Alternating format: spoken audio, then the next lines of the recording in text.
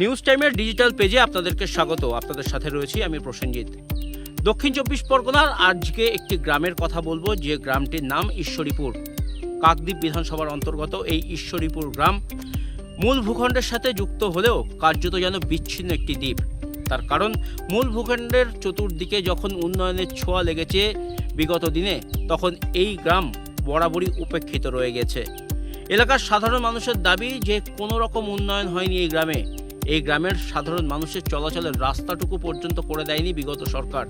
তবে সরকার পরিবর্তন হয়েছে, আর এই সরকার পরিবর্তনের ফলে আশায় বুক বেঁধেছেন এলাকার সাধারণ মানুষজন। 34 বছর যে সরকার আসছে কোনো কাজ করেনি। তারপর সে সরকার যাওয়ার পরে 15 বছর এলো তৃণমূল, এও কিছু করেনি। ওই ভেঙে যাচ্ছে একটু বেঁধে দিচ্ছে, ভেঙে যাচ্ছে একটু বেঁধে দিচ্ছে। আমরা মনে করি যে ওই সরকার যাওয়ার পরে যে সরকার এলো আমরা শান্তিতে এবারে একটু বাঁচতে পারবো। দাবি এবার অন্তত গ্রামের উন্নয়ন হবে, তেমনটাই আশ্বাস দিয়েছেন কাকদ্বীপের বিধায়ক দীপঙ্কর জানা, যিনি কিনা রাজ্যের সুন্দরবন উন্নয়ন দপ্তরের রাষ্ট্রমন্ত্রী।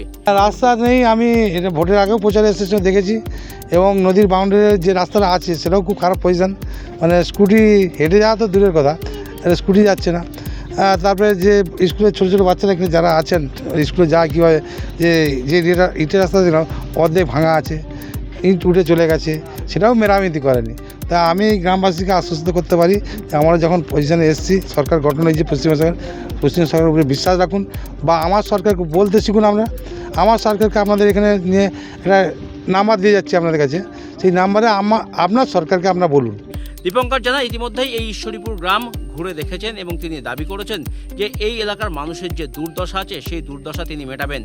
এই এলাকার সাধারণ মানুষ যে রাস্তা এবং পানীয় জলের সমস্যায় দিনের পর দিন ভুগছেন, সেই সমস্যার সমাধান করবেন তিনি। ইতিমধ্যেই এলাকার সাধারণ মানুষজন পুরো বিষয়টি জানিয়েছেন মন্ত্রীকে। তারা দাবি করেছেন যে বিগত সরকার এই গ্রামের কোনো উন্নয়ন করেনি, একমাত্র তাদের চলাচলের পথ নদী বাঁধের এই রাস্তা। দীর্ঘদিন ধরে এই রাস্তা মাটির ছিল। এলাকার মানুষ দীর্ঘ 35 বছর আগে নিজেদের উদ্যোগে সেখানে ইট পেতে চলাচলের ব্যবস্থা করেছিলেন, কিন্তু তারও অবস্থা এখন যথেষ্ট খারাপ। এই পরিস্থিতিতে এলাকার সাধারণ মানুষজন তারা যথেষ্ট ক্ষুব্ধ। বিগত সরকার কার্যত এই গ্রামে কোনো উন্নয়নের কাজ করেনি। এখন তবু নদী বাঁধে হেঁটে যেতে পারি, কিন্তু বর্ষাকালে ছেলেমেয়েরা তো স্কুলে যেতে পারেই না। আমাদের অন্য এলাকা দিয়ে যেতে হয়, মানে নদী পারাপার হয়ে মদনগঞ্জ দিয়ে যেতে হয়।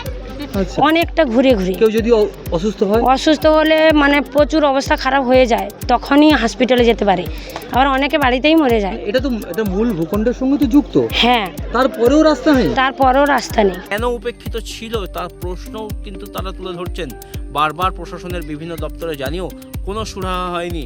আর তাই এই মুহূর্তে এলাকার সাধারণ মানুষজন তারা বিশ্বাস করতে পারছেন না যে আদৌ কোনোদিন তাদের এই গ্রামের উন্নয়ন হবে।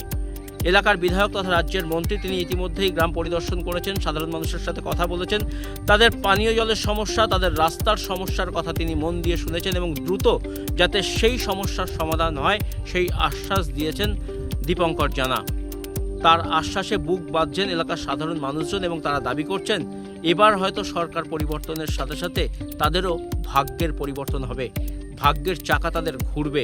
তার কারণ গ্রামে হয়তো এবার উন্নয়নের কাজটা হবে, এই আশাই করছেন তারা। দক্ষিণ চব্বিশ পরগনা থেকে প্রসেনজিৎ সাহা, নিউজ টাইম।